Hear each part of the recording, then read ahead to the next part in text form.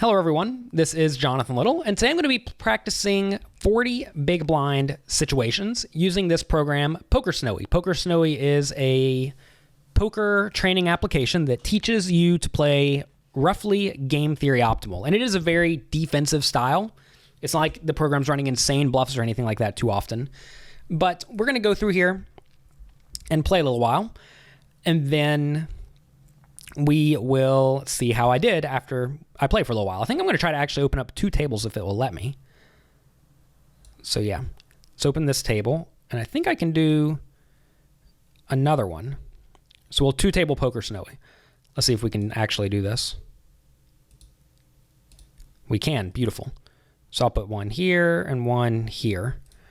All right, so we're just going to be folding all these trash hands. These are pretty easy. The reason I decided to do 40 big blind poker is because I do not have too much experience. I mean, I have a lot of experience playing 40 big blind poker, but I recognize this is one of the toughest stack sizes to play.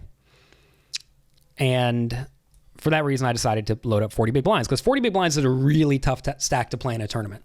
It's quite difficult to know what to do. So Queen 9 offsuit, we're going to be raising to 2.25 big blinds from the button.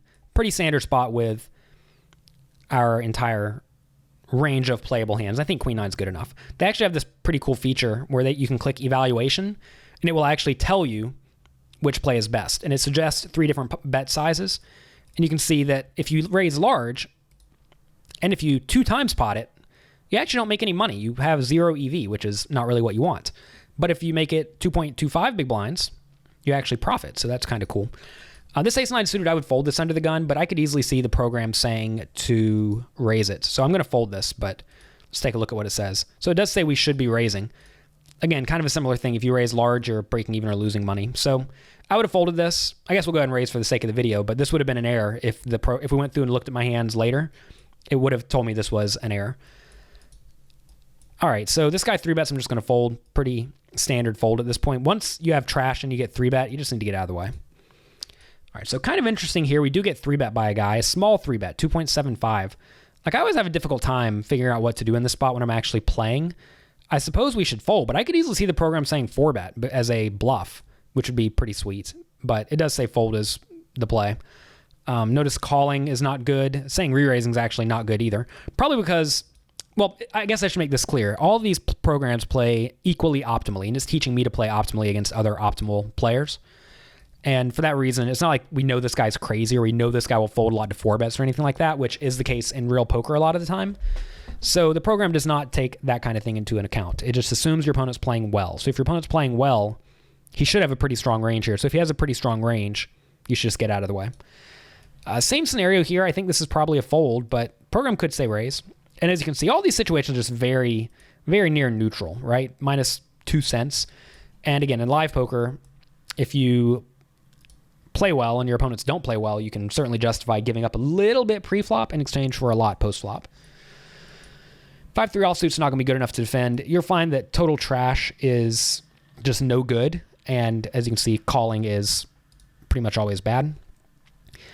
I don't know what the program's going to suggest here. I would probably 3-bet this to maybe 750 in real life, but that's not a bet size this program will have. It'll either have a 2 times pot bet, which will be, I guess, $6, or it will have a 3 big blind or a pot size. What am I trying to say? Half pot raise or pot raise. Pot raise is $9. I'm not just going to say pot raise, and that is what it says. But as you can see, they're all pretty close. And I believe that the program suggests 1 bet size in pretty much all situations that are similar. And if you take a look at this, right, like a half pot raise is profitable for 1.37. This is profitable for 1.37, and this is profitable for 1.39, right? So why not just pick the 1.39 number? And that's because it really narrows your range, and you don't ever want to narrow your range significantly. Oops. King 5 offsuit will fold. This program doesn't really do a whole lot of random bluffing unless I'm just missing it, at least from what I can tell. Same thing here. It's going to say, wow, it says fold. I'm shocked at this. Like this. Oh, I'm sorry. I missed the guy raising. Multi-tabling error. All right, so guy raises here. I imagine program's going to say fold, but maybe it says 3-bet. I don't know. I mean, 3-betting is a sweet play as a bluff, and as you see, it is just barely negative EV. So what this kind of implies to me is if my hand was more like ace-7 offsuit, maybe I should be 3-betting it.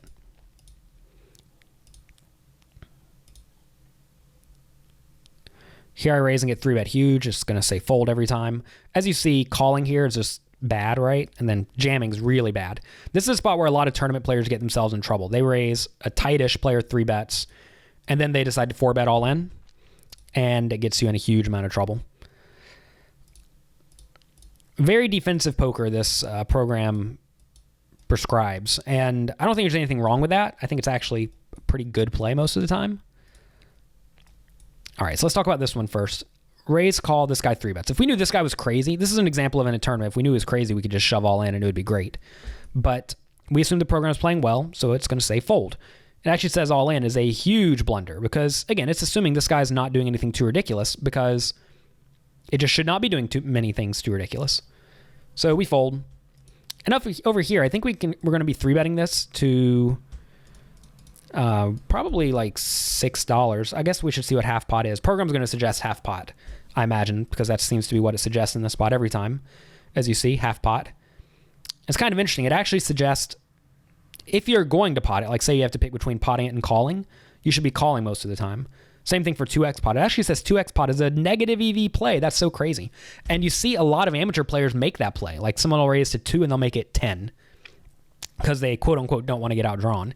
And I mean, here it is, plain as day right here. If you make that big re-raise pre-flop, you are just spewing money all over the place. So do not do that. I would have 4.75 it. I would have made it 4.75. So this is what I would have done. So I'll stick with that. All right, here I'm going to raise. We could actually fold this. I think folding's fine. And sure enough, raise and fold are very, very near neutral. We'll try to let the program just run for a while. I'll stop checking my answers. So this was probably a close raise if I had to guess, based on previous experience. I don't think ace-9 suited and queen-10 suited are that different. All right, so we have nothing on the flop, 3 ways. We should probably take a small stab at this. I could see checking being fine, though. But yeah, let's bet. And then we just fold if anyone applies pressure. Like right here, I have no clue what the program suggests. I imagine it's going to say fold. Actually, I do want to check this now because I'm just curious at this exact moment. And it does say fold. It's not suggesting too much 3-betting for no good reason. Queen 5 offsuit on the button. If they folded to me, I guess I'd raise, but here, I'm probably just going to fold. All right, 9-7 suited versus early position raise. Another spot where I'm curious what the program suggests. I would tend to fold this, but I could see calling being fine. Oh, wow. So this is something that I'm slowly learning from the internet, kids. Whenever you are facing a raise from early position, quite often calling with these hands is not very good. As you see, it's minus 0.28. But re-raising is actually significantly less bad, right? So they're both negative EV, but losing 2 cents is almost nothing. But losing 28 cents is actually fairly significant. So calling in these spots against good players, remember we're playing against good players who are playing a fundamentally sound game. Calling in this spot is not a good play. You'd much rather re-raise or fold. All right, so I imagine it's going to say fold this, although it could say 3-bet. I would fold in this spot every time. And same thing, right? 3-betting is just slightly negative EV. And I'm not going to say you need to mix it up by 3-betting stuff like that, just to have balance in your range or to make yourself more aggressive, but it is a reasonable option. Like I don't think it's insane to do that. Same thing right here. I don't think it's insane to 3-bet this as a bluff, but knowing this guy's raising under the gun tight, program's for sure going to say fold. But again, 3-betting is just barely negative EV. I could see this going either way. Let's go ahead and raise it. Well, I would have raised it. Sure enough, it suggests that, so that's good. I don't know what the right play is here either. I would probably raise this, but I could see folding being fine. And folding actually is fine, but let's go ahead and raise it. We'll raise it just to get some action. Queen 9 next. We'll probably bet this, half pot, then go from there. Do we bet the turn?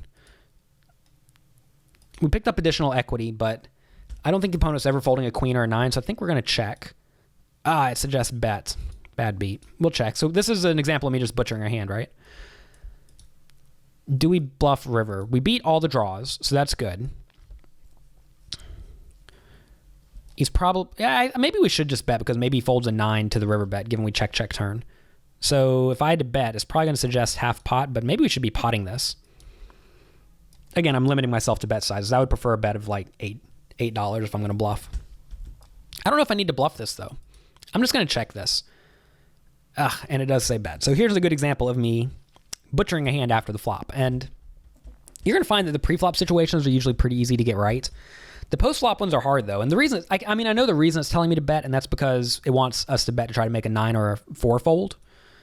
But it's so, I feel like a lot of good players are just going to look you up, no problem. But we'll follow directions. We'll pot it. Let's see what his calling range is. He does fold. But see, I feel like a lot of time when he's folding, we had the best hand anyway.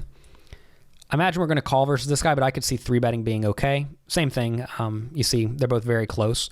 Pre-flop decisions are often very close. The post-flop is where you really do see crazy stuff happen. Seems like an easy call. Another easy call. When he checks, I think we should probably check. We're not worried about any rivers, so I would check this.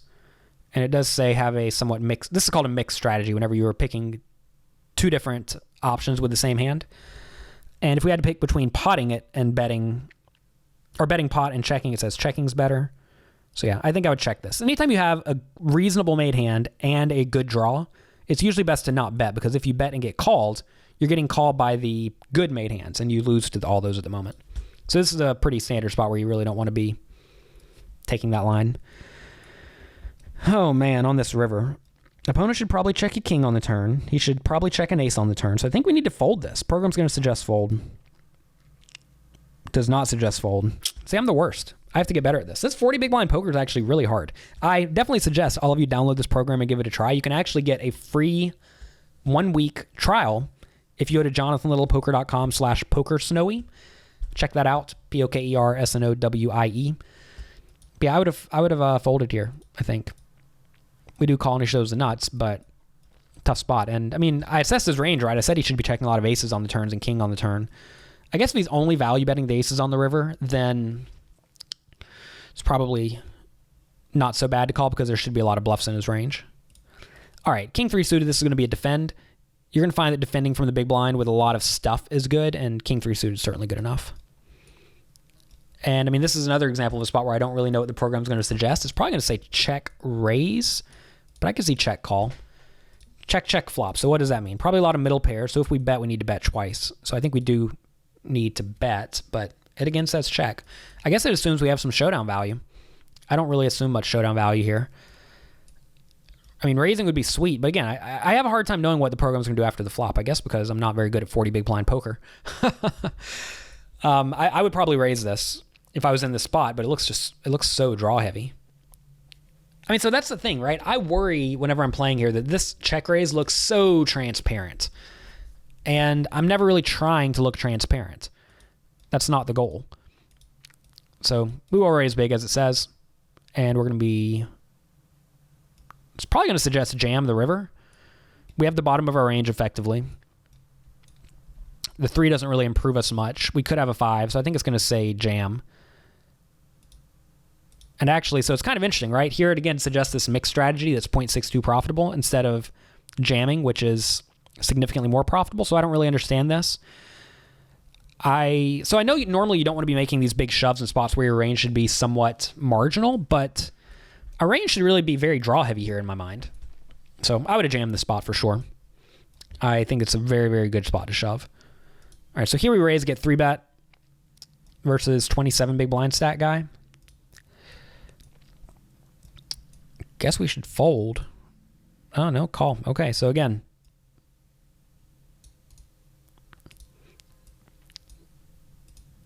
I'm glad I'm making errors, though, because I'm learning from these things, right? Whenever you're learning from these things, it's fantastic. That is the whole purpose of these tools, is to find spots where you are either a little bit too tight naturally or a little bit too loose naturally. Guy bets flop. Given he's so short, I would almost certainly call this in a tournament. I'm not really worried about getting outdrawn, but I could see it saying jamming's fine. If I want to jam with draws, I need to jam with some good made hands, and this seems like a reasonable one. So I would probably... Maybe he's just so short that jamming's fine. The problem is if he ever folds, it means he's just stone dead and you butchered it.